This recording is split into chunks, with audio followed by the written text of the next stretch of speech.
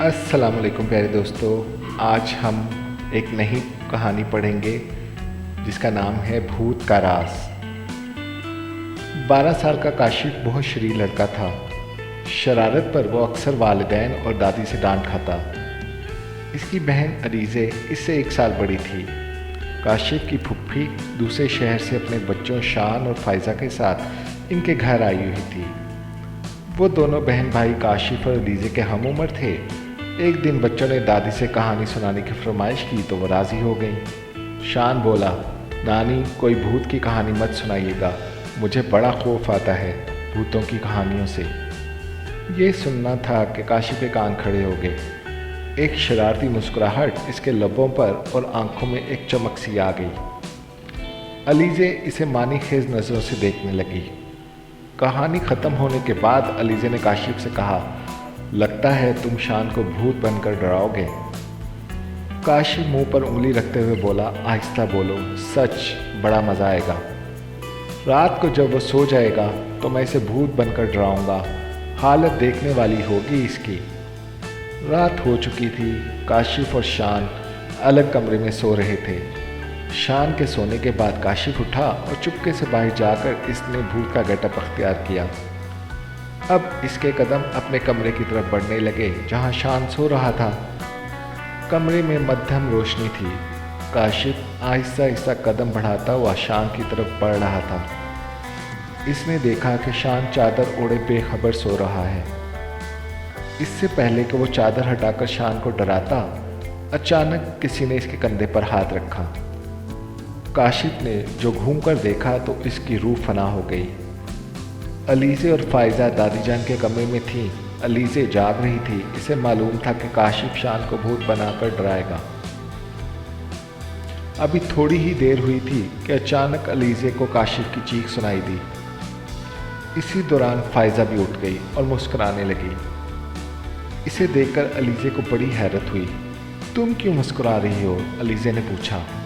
فائزہ نے علیزے کے کان میں کچھ کہا جسے سن کر علیزے بھی مسکرا دی۔ کاشف کی چیخ سن کر دونوں ہنس پڑی، پھر اٹھ کر کاشف کے کمرے کی طرف چل دیں۔ کاشف اپنے سامنے بھوت کو دیکھ کر تھر تھر کانپ رہا تھا۔ اچانک کمرے کی لائٹ جلی تو علیزے اور فائزہ نے دیکھا کھڑکی میں سے کالے رنگ کی کوئی چیز نیچے گری ہے۔ وہ دونوں کمرے میں پہنچی تو کاشف کی حالت دیکھ کر ہنسنے لگی۔ انہیں ہنستا دیکھ کر کاشف بولا، یہاں میری جان پر بنی ہے اور تم ہنس رہی ہو۔ فائزہ قریب آئی اور بولی، ارے وہ بھوت نہیں تھا، شان تھا۔ کیا شان؟ وہ حیرت سے بولا۔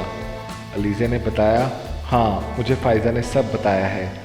دراصل جب تم شان کو ڈرانے کا منصوبہ بنا رہے تھے تو ان دونوں نے سن لیا تھا اور سوچا اس سے پہلے تم شان کو بھوت بن کر ڈراؤ، الٹا شان بھوت بن کر تمہیں ڈرا دے گا۔ لیکن شان تو سو رہا ہے، اس نے حیرت سے کہا۔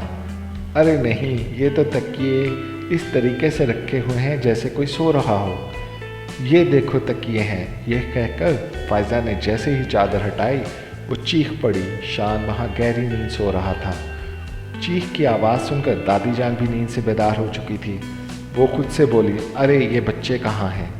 چیخ بھی کاشف کے کمرے کی طرف سے آئی ہے، کچھ تو گڑبڑ ہے، جا کر دیکھتی ہوں۔ یہ کہہ کر انہوں نے اپنی تسبیح اٹھائی اور کاشف کے کمرے کی طرف چل پڑی۔ اگر شان سو رہا ہے تو پھر وہ کون تھا جو فوراً ہی غائب ہو گیا تھا؟ علیزے نے خوف زدہ ہو کر کہا۔ اسی دوران شان بھی آنکھیں ملتا ہوا کھڑا ہو گیا اور پوچھا، یہ کاشف بھوت کیوں بنا ہوا ہے؟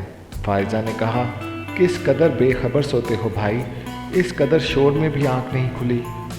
شان نے کہا، ارے مجھے لگا کہ یہ شور خواب میں ہو رہا ہے۔ اب کاشف کی سمجھ میں آیا کہ وہ اصلی بھوت ہی تھا۔ اسی دوران گھر کے باقی لوگ بھی اٹھ کر وہاں پہنچ گئے تھے اور انہیں بھی ساری صورتحال کا علم ہو گیا تھا۔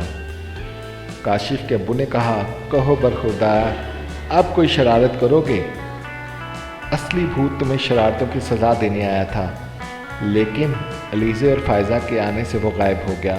اب کوئی شرارت نہ کرنا۔ کاشف اپنے کانوں کو ہار لگا کر بولا، میری توبہ ہے جو میں نے آئندہ کوئی شرارت کی ہو۔ دادی بولی، ہماری بات تو تم مانتے ہی نہیں، بھوت کی بات فوراً مان لی۔ اچانک شان چیخا، بھوت! کہاں ہے یہ کہہ کر کاشف خوف سے کانپنے لگا۔ اسے کانپتا دیکھ کر شان زور زور سے ہنسنے لگا۔ یہ اب تک پتہ نہیں چل سکا کہ غائب ہونے والا اصلی بھوت تھا یا کوئی تیسرا کردار تھا۔ پیارے دوستو، آپ کیا سوچتے ہو اس کے بارے میں؟ کیا وہ واقعی کوئی اصلی بھوت تھا یا صرف ایک وہم؟ پلیز کمنٹ باکس میں ضرور بتائیے گا۔ اللہ حافظ۔